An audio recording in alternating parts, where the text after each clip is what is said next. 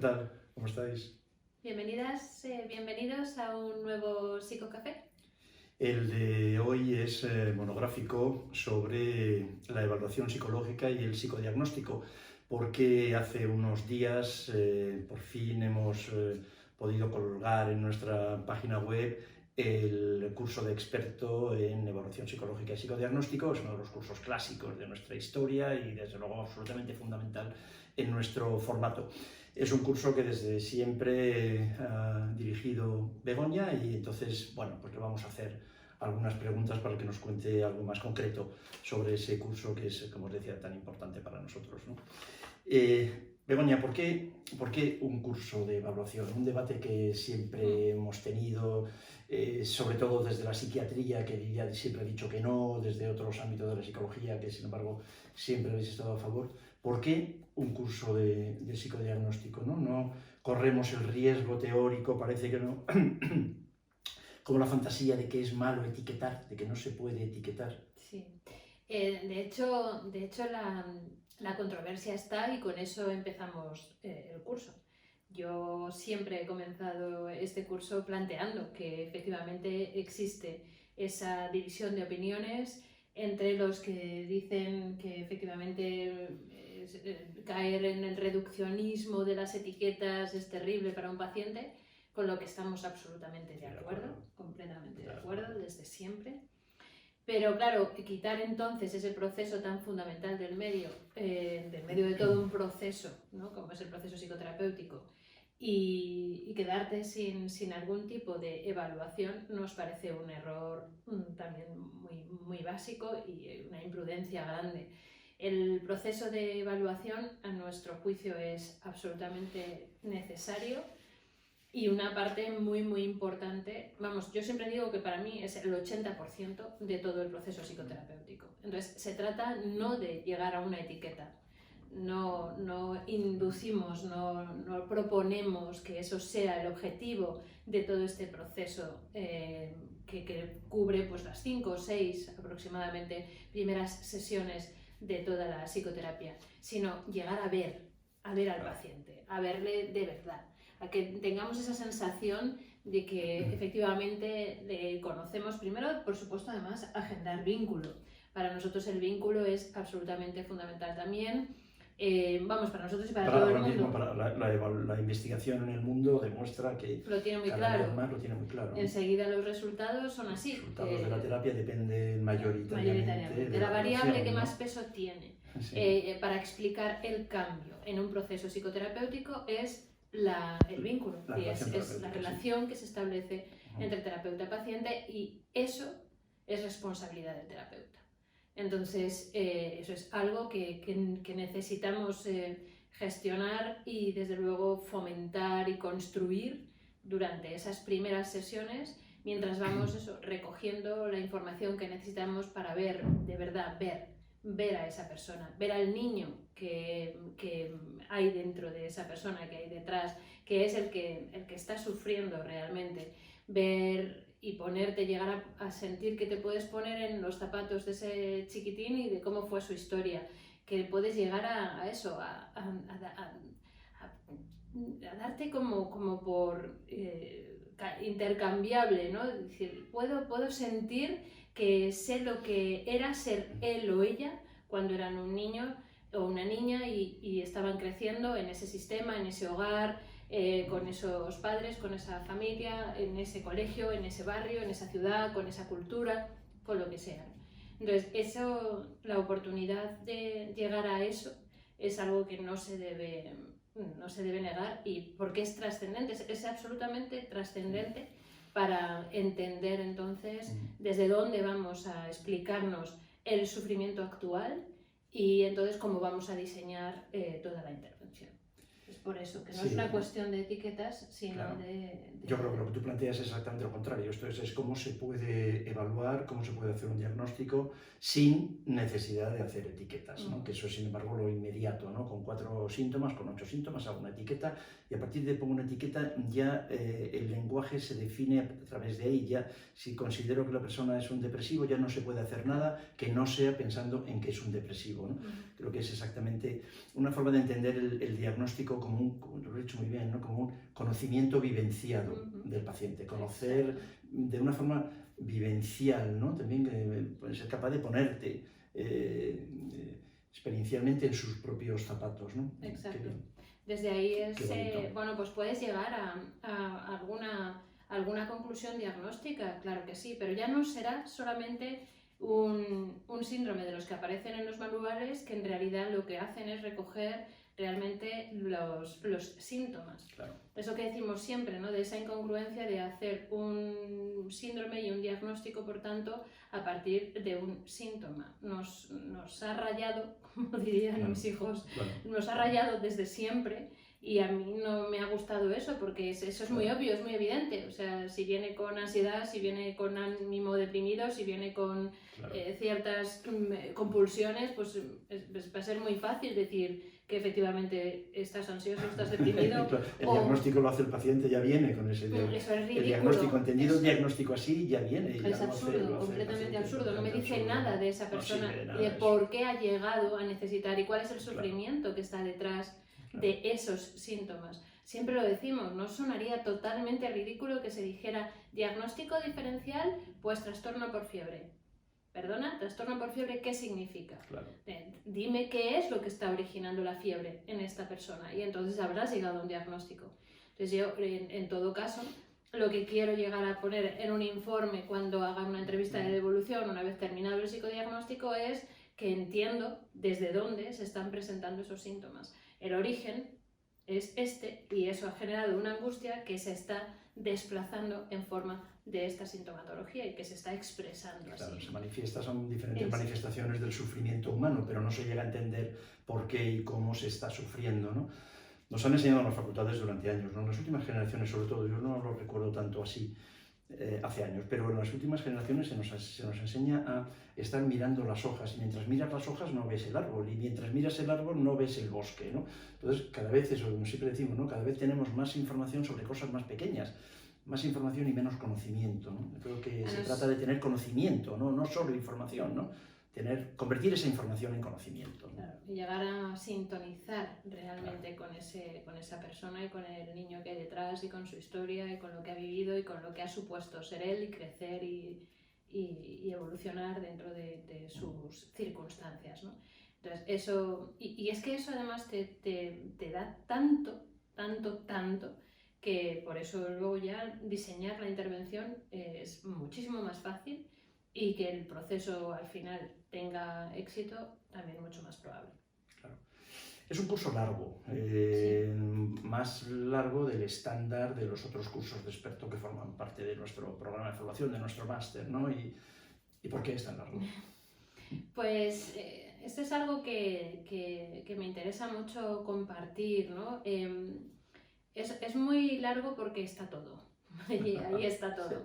Es algo que llevaba tiempo queriendo hacer, ¿no? Nuestros cursos siempre han sido semipresenciales porque nos constaba que para poder contarlo todo en las horas de clase, pues habríamos necesitado demasiadas horas. Una licenciatura. Probablemente, en clase, ¿no? Y entonces, bueno, pues siempre dábamos una parte presencial y otra parte que correspondía al alumno, trabajarla en casa a partir del aula virtual y demás. Entonces, claro, siempre te quedabas un poco con la sensación de que era una pena que ciertos temas quedasen sin poder explicar en clase, sin poder trillarlos, por decirlo de alguna manera, bien, ¿no? Y entonces en este momento la oportunidad del formato online pues nos ha quitado ciertas cosas, pero también nos ha traído esa posibilidad de eso, pues de explicarlo todo, de poder decir no tengo límite de módulos y por tanto de horas para poder englobar dentro del curso y poder explicarlo bien, detalladamente, detenidamente, todo aquello que compone nuestro modelo en general en relación con estas cosas que debes saber, que hay que preguntar, que tienes que tener en cuenta, ¿no? para que ese proceso sea realmente un proceso completo, ¿no? Y en qué cuestiones teóricas nos basamos, cuál es ese entramado, ¿no? Por eso uno de los primeros módulos habla de los primeros vídeos del primer módulo habla de paradigmas y principios, ¿no? O sea, aquellos que sostienen nuestra forma de ver, de entender la evolución y el desarrollo del ser humano y por lo tanto de ir siguiendo el hilo a que estos síntomas como están asociados, ¿no?, a todo esto vivido y por lo tanto cómo voy a entender claramente el porqué del sufrimiento en la actualidad, en qué está basado, por qué se ha ido manejando, manifestando de esta manera, ¿no? Entonces, bueno, pues al querer explicar todo ese proceso, compartirlo después de tantos años, bueno, pues destilando todo esto y obteniendo esas variables y esos conceptos teóricos que nos parecen los más importantes que nos explican la sintomatología, pues eso, pues yo me he sobrado, me he animado, me he venido arriba y he dicho, pues a por todo, porque esta es la oportunidad, efectivamente. Generación tras generación de alumnos miran diciendo, jo, es que esto tal, esto cual, esto no, qué pena que esto no se explique, qué pena. No te preocupes, ¿no? Todo está explicado, todo. Entonces yo creo que es un curso muy, muy completo en ese sentido y bueno, pues por eso, no sé, son como nuestros clásicos, nuestros básicos, ¿no? El de psicoterapia breve que explica el modelo, los encuadres, no sé, algo que es también básico para entender esa intervención, la cualidad de la intervención breve y luego el de evaluación que es para, bueno, pues para entender el marco teórico más fundamental sobre el que se estructura nuestra idea de cómo evoluciona el ser humano y cómo hemos llegado hasta aquí. Exacto. Que es la pregunta que yo siempre me hago, ¿no? Y os hago a vosotros, ¿cómo hemos llegado hasta aquí? Poder entender eso, ¿no? Cuando contabas todo esto, yo creo que hacer la asociación entre la psicoterapia breve y la evaluación y el diagnóstico, yo quería señalar algo también que nosotros comentamos muchas veces, ¿no? De cómo, y nos lo habéis comentado también tantas veces, ¿no? Qué terapéutico es el proceso de evaluación. O sea, claro, te estás contando cómo vas tirando del hilo, cómo vas asociando, cómo vas entendiendo, eso lo vas haciendo tú, pero lo va haciendo el paciente también, claro. Y qué terapéutico, ¿no? Puede parecer que es algo que está separado, ¿no? Tal y como tú lo planteas o como nosotros lo planteamos, no está separado de ninguna manera. El proceso diagnóstico, el proceso de evaluación es profundamente terapéutico, ¿no? Muy terapéutico, mucho, ¿no? También es muy movilizador. Claro, o sea, por eso. Claro, también es todo lo contrario, es decir, también te agrava todos los síntomas. Sí. Absolutamente. Pero eso es necesario para empezar, eso, ¿no? es terapéutico. Eso es que se agraven tus síntomas, de hecho, además confirma que estás metiendo el dedo en la llaga. Y porque que entonces eso es lo que dolía y que has dado, ¿no? En donde, igual que se ve muy claro cuando un médico te explora, ¿no? Y te un dice, hombro que te duele y te mueve el hombro ahí es donde duele. Entonces Exacto. es este músculo o es este otro, Claro. ¿no? Entonces para llegar ahí tienes que meter el dedo en la llaga y tienes que, bueno, pues tienes que abrir cajas de Pandora, tienes que, bueno, pues eso, mirar heridas que estaban por ahí, que estaban supurando, pero que nadie quería ver. Pero nadie quería mirar. Entonces moviliza mucho, pero al hacerlo dentro de un marco en el que la cuestión es que estamos sosteniéndonos con la alianza terapéutica, con el vínculo, pues el paciente confía, sabe que es justo porque hay una parte de él o ella que está segura que quiere hacerlo, que quiere hablar, que quiere contar, que quiere sacarlo. Hay otra parte que no tiene ninguna ganas, pero hay una que sí. Ahora, en el momento en el que a esa parte que no tiene tantas ganas le damos la confianza y la seguridad, entonces ya las ganas es más fácil que aparezcan, ¿no? Claro. Y que digan, bueno, venga, vamos, si está esa confianza, este es el sitio, este es el momento, vamos a por ello, ¿no? Y abrimos la caja de Pandora. Entonces ahí, bien, o sea, vamos a movilizar una barbaridad, pero esa sensación, esa experiencia de estar tan movilizado, sintiéndose tan mal, con esas reacciones, con ese malestar tal, pero con la persona adecuada, en el lugar indicado y bajo el encuadre y el constructo que necesitas. Con la seguridad de saber lo que hay que hacer. Eso, ¿no? eso es magia, eso es terapia pura. Eso es entonces, exacto. Por eso es tan terapéutico. Claro. Y por eso todo esto se puede inscribir y volvemos a... yo tiro piedras a mi tejado, ¿no? O al revés, acerco el ascua a mi sardina, ¿no? Por eso también por este tipo de cosas podemos hacer y desarrollar un modelo de psicoterapia breve. Claro. Precisamente por Es eso. que si no es imposible. Si no, no. Porque Puedes estar es en el- años dando vueltas sin saber realmente de qué estás haciendo psicoterapia. A mí me sorprende eso, ¿no? Que todavía se puede hacer psicoterapia sin hacer un proceso de evaluación. Siempre me pregunto, ¿y de qué hacemos entonces psicoterapia, ¿no? ¿De qué realmente? ¿De qué conflicto, ¿no? ¿De qué estás haciendo psicoterapia? ¿Solo de algunos síntomas, ¿no? No termino de entender eso, ¿no? Sí, eso es fundamental en nuestro enfoque, en nuestro modelo, que además lo que proponemos es precisamente hacer foco, foco, porque si no, no se pueden abreviar los procesos en aquello que realmente hemos llegado a la conclusión de que es lo que explica el sufrimiento actual.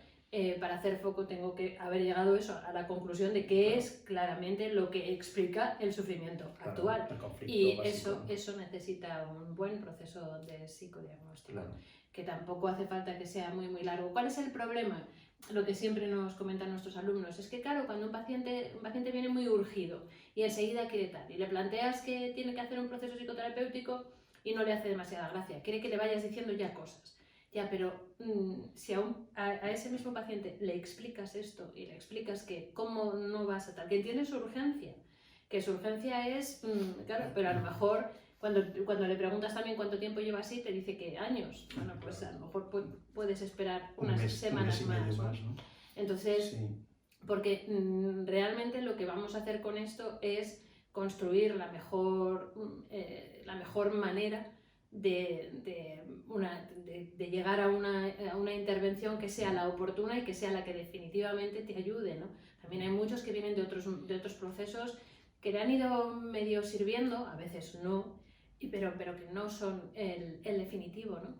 Entonces, para que este lo sea, hay que explicar estas cosas y decir, es imposible hacer las cosas de otra manera. Tú cuando vas al médico también te gusta que te exploren y que te examinen y te hagan pruebas y te digan realmente. Sí. Y la gente se enfada cuando no lo hacen. He ido al médico y ni siquiera me han pedido una radiografía, ni siquiera me han hecho un análisis. No me han tocado, me doy aquí. Entonces, no me han mirado. Eso es y sin embargo, en el psicólogo la cosa legítima, ¿no? Sí, la cosa es la contraria. Dime corriendo qué es lo que tengo que hacer e intervenir. Pero yo creo que eso es una confusión de los propios, de nosotros, de los terapeutas. En un nivel nosotros hemos contribuido, claro.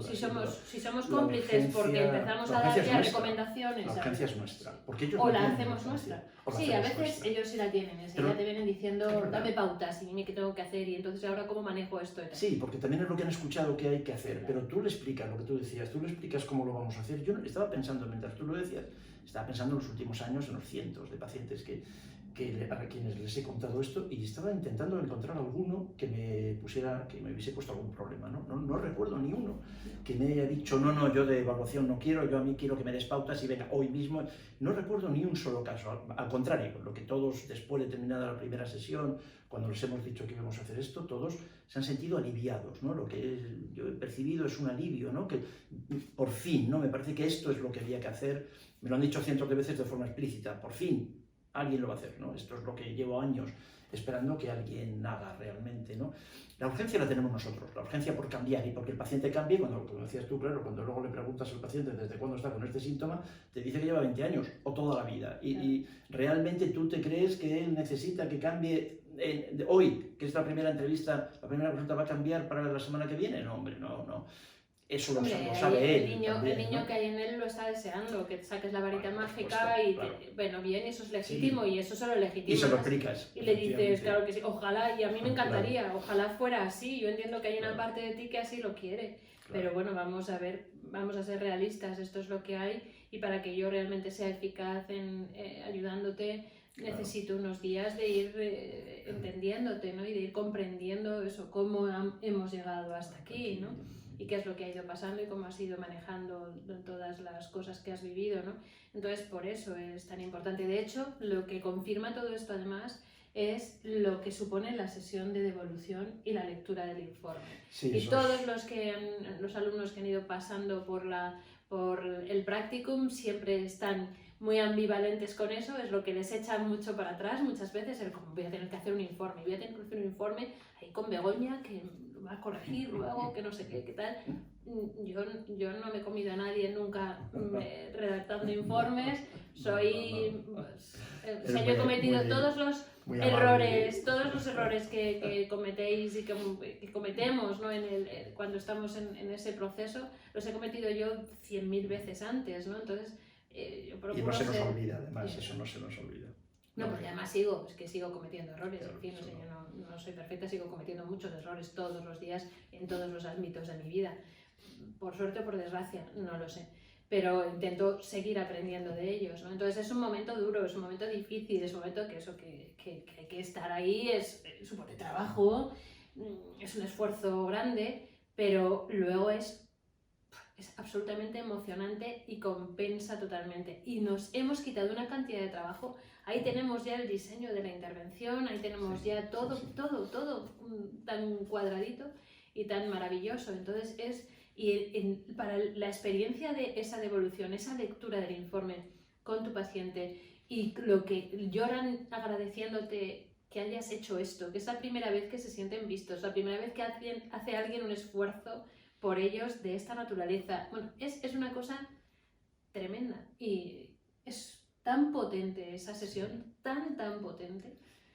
Ellos se dan cuenta del esfuerzo que has puesto, esa es también la diferencia, ¿no? Ellos se dan cuenta del esfuerzo que supone haber hecho todo esto, haber hecho ese informe, haber redactado ese informe, leerles ese informe, el paciente se da cuenta y el esfuerzo siempre es agradecido, ¿no? Y además es la primera vez que obtienen una narrativa de su historia tan completa y es que les encantan. Yo hace un par de semanas a una de las pacientes del estudio de fibro que seguimos trabajando con ellas y justo pues he empezado con ella y le tenía que hacer la devolución hace un par de semanas y bueno, lloraba diciendo ahora además me doy cuenta de efectivamente de lo que ha sido la vida de esta niña, ¿no? O sea, no he visto a esa niña y a su niña, claro, hasta ahora cuando me la has presentado tú, y así me lo dijo, ¿no? Llorando como una magdalena, ¿no? Porque, claro, no es fácil sostener la historia, pero sin embargo llevar a cabo esa narrativa es fundamental para dar significado a las experiencias, a toda nuestra existencia, ¿no? Entonces es un momento absolutamente único y del que no deberíamos prescindir. Es eso, los dientes es trabajo, es verdad. Es trabajo que el paciente te lo agradece, pero es ¿no? inversión. Es una inversión. Leí hace un par de semanas un trabajo muy interesante, sabes que yo llevo años trabajando en la investigación, ¿no? de qué es lo que cura en psicoterapia, de lo que decimos los factores que mejoran los resultados. Y hace poco tiempo Barry Duncan, un tipo que ha trabajado mucho sobre esto, publicaba cuáles eran algunas de las claves del éxito de los super shink, que llamaban, ¿no? De los super loqueros, sería más o menos traducido así de una forma rápida, ¿no? Y una de las variables del éxito de estos profesionales que obtienen mejores resultados que otros era que estos profesionales super loqueros que obtienen mejores resultados que los demás es que simplemente trabajan más. Esa es una de las variables, trabajan más entre 2 y 3 veces más tiempo, dedican más tiempo fuera del tiempo dedicado exclusivamente a la consulta con el paciente. Sí, una de las cosas que os está proponiendo Begoña que en la realización de este informe es que tenéis que dedicarle tiempo fuera de la consulta, ¿no? Y eso es un gasto, no, es una inversión. Eso es lo que hace que luego seas uno de estos súper profesionales, sí, y que eso está muy bien. Ahora mismo tenemos muchísimos datos de qué es lo que hacen los súper profesionales, los que tienen muy buenos resultados, y qué es lo que hacen los que tienen malos resultados. Es que está bastante bien investigado eso, ¿no? Hay pocas dudas. Las claves de lo que hay que hacer están bastante bien definidas y eso es lo que os queremos contar permanentemente, ¿no? Así ya solo para formarte, pues ya vas a tener que dedicarle un montón de horas y este curso es más largo que ninguno. Claro, pero sigue siendo una inversión. Es decir, el hacer las cosas bien te va a convertir en un profesional mejor que otros. Es que eso está muy claro, se puede decir así, además, y se debe decir así. Y al final, pues va a ser mucho mejor para tus pacientes, mucho mejor para ti, para tu satisfacción personal y desde luego para tu rendimiento profesional en términos puramente económicos, ¿no? Tú, además del informe, que es una característica típica que yo creo que haces tú, que propones tú con tu modelo, con nuestro modelo, y que se hace en pocos espacios más, tú, además, por si fuera poco, terminas el informe haciendo una alegoría. ¿Qué es eso? Bueno, no es que termino el proceso de evaluación. Diagnóstico. O sea, yo lo que hago es compaginar. Yo siempre digo en clase que el informe es para el hemisferio izquierdo y que la alegoría es para el hemisferio derecho, ¿no? Siempre he pensado, yo soy muy... trabajo mucho con el hemisferio derecho y necesito tener información a partir del hemisferio derecho para terminar de entender y de completar el aprehender, ¿no? Con la H intercalada, ¿no? Para recoger toda, integrar bien toda la información. Y entonces, bueno, me gustan mucho las imágenes, los esquemas y desde luego las alegorías. Por eso en clase siempre he sido muy de pizarra y de hacer esquemas. Y en relación a contar y a narrar, pues expresar a partir de contenido alegórico, ¿no? Que lo que implica es a su vez que tienes escuchándote a ese niño que está más asustado y que tiene más miedo a la hora de pensar en abrir esta caja de Pandora y que tiene más miedo de si de verdad debe confiar, de si este es el proceso. Entonces que en ese sentido las alegorías las escuchan los dos niños, o sea, el que tiene más ganas y el que tiene más miedo, ¿no? Porque son menos ¿cómo decirlo? Menos agresivas, menos hostiles, no sé, ¿no? Es un lenguaje, un estilo y una forma, pues eso, metafórica de contarte y entonces, por lo tanto, de decirte que te he visto, que te he entendido, que he comprendido lo que te ha pasado. Y de hecho la palabra alegoría tiene en un sentido, o sea, literal, si la desmenuzas, ¿no? Etimológicamente, sería como hablar al otro o hablar de otra manera, como hay un otro y un hablar y un contar ahí, que es del alos y el gorein, ¿no? De donde viene la palabra, que a mí siempre me ha gustado interpretarlo como eso, ¿no? Como que estamos hablando a ese otro que está por detrás escuchando y que no es ese más racional que está sentado desde el hemisferio izquierdo queriendo entender conceptos que le vas a explicar mientras lees el informe, sino que es un niño ahí agazapadillo y queriendo, bueno, pues asustado, ¿no? Y queriendo verse sintonizado, entendido, comprendido, resonando en la historia que le vas a contar, ¿no? Entonces, bueno, pues siempre me ha gustado empezar con el érase una vez, ¿no? Y desde nuestro punto de vista, ofrecerle además a ese niño una metáfora de lo ocurrido, donde todo ocurre desde fuera y salvas a los protagonistas más importantes de su historia, pues les ayuda mucho y uno comprende, o sea, les estás explicando con otras palabras, ¿no? Pero se está entendiendo. Entonces, por eso, bueno, pues hay un malo que viene, que desde fuera ataca al reino, y hay un antes y un después de esa intervención de ese ser que es el que destruye la paz y lo cambia todo, ¿no? Eso ya empieza, por ahí empieza siendo más fácil para ese niño escucharlo todo y entonces, bueno, pues esos términos metafóricos, simbólicos, hacen que conectes emocionalmente de forma más amable, sí, menos...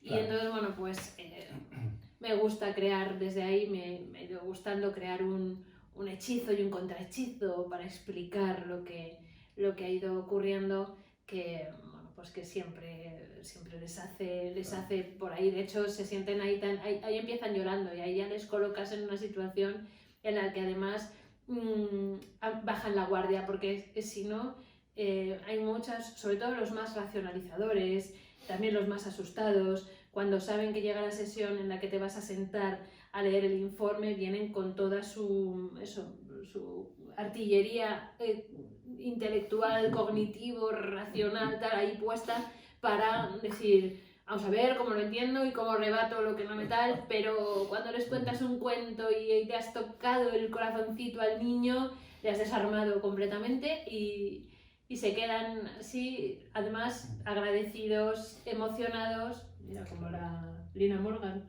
agradecida y emocionada, solo me queda decir gracias por venir. Eso es, Eso es tu programa o algo así, ¿no? No tengo trabajado ese, no lo trabajé. Pues yo creo que Eso, sí, ¿no? que es de alguno de estos shows televisivos que terminaba diciendo agradecida y emocionada, solo me queda decir, bueno, pues aquí solo les queda decirnos gracias por hacer inventar este cuento para mí. De hecho han sido momentos realmente los más emotivos para mí, donde más veces me ha dicho un paciente, donde me lo dijeron por primera vez, gracias por existir.